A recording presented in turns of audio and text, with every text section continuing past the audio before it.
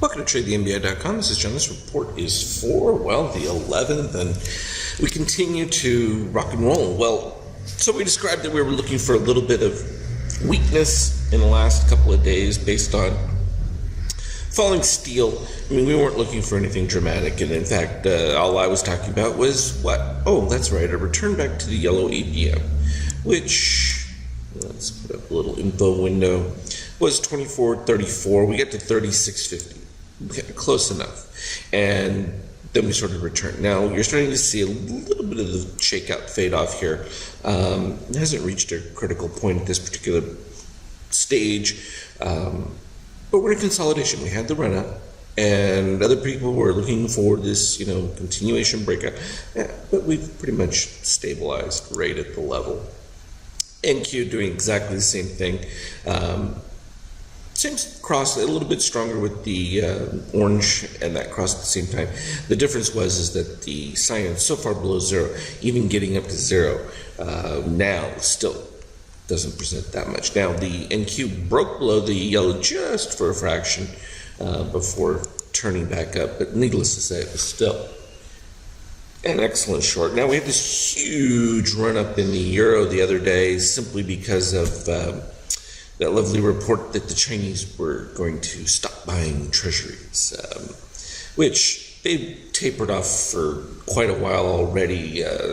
News, they've been moving their investments into a lot of global areas, which is prudent in my mind. It was always crazy that they were buying as many treasuries as they were.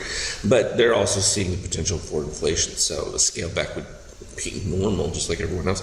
Besides, the Fed has been the one who's been buying treasuries. However, that spooked the market enough that we're finally getting more action that seems appropriate to what TLT should do as we dip down here. And it's just simply because yields have to rise given these kinds of pressures, rising oil. That's going to take a little time to work through, but it is going to have an inflationary impact. Plain and simple. Tighter labor market. The fact that you've already seen wage increases by several states for minimum wage, and with union work tied to minimum wage, you're going to see wage increases. That's going to also pressure. The question really then becomes, how aggressive does the Fed get, or is Trump going to be fortunate enough to have them continue with trailing the situation? And they need to trail quite a bit, particularly if they want inflation to have the effect of devaluing the debt, which ultimately is the goal. There's no way to pay it off, and you're not going to grow out of it. So it will help to grow, but the reality is they continue to spend in deficits, and so devaluing the dollar is about the only thing they can do, and you do that by creating inflation that strips its force. And gold right back up into the peaks, and we ended up with this short little brief period here where we started some weakness back at the peak point, and then finally got the orange above the 13.5, and then the short rising above zero was enough of the catalyst, and that's what you need to see. If you don't have that cyan above zero, you just don't have anybody fighting the move. So Bitcoin, we talked about this one with the steel and how it was in a major downtrend because we hadn't seen any steel resets. We finally did get the steel reset. That led to the midterm range peak right up here at the 14,990 range, as you can see that right there. And then we ended up with a significant short. And look at the power of it too. You did it with the DOC spread. Yes, you had the steel reset, but it was below 13.5, so until it got back up above there, you wouldn't even be thinking about the buy opportunity yet.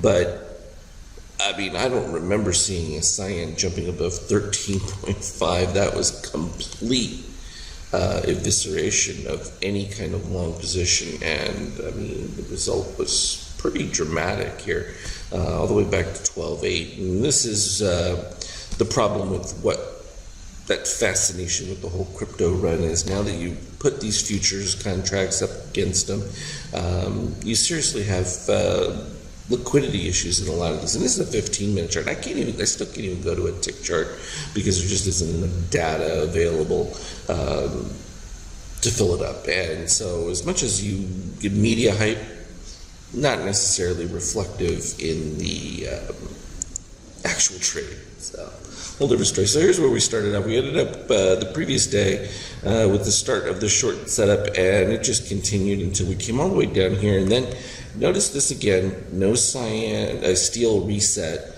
And only when the cyan dipped below the zero, it took out its previous peak, did you start to get any kind of a rally. It wasn't able to produce much of anything. You didn't even get to the 50%.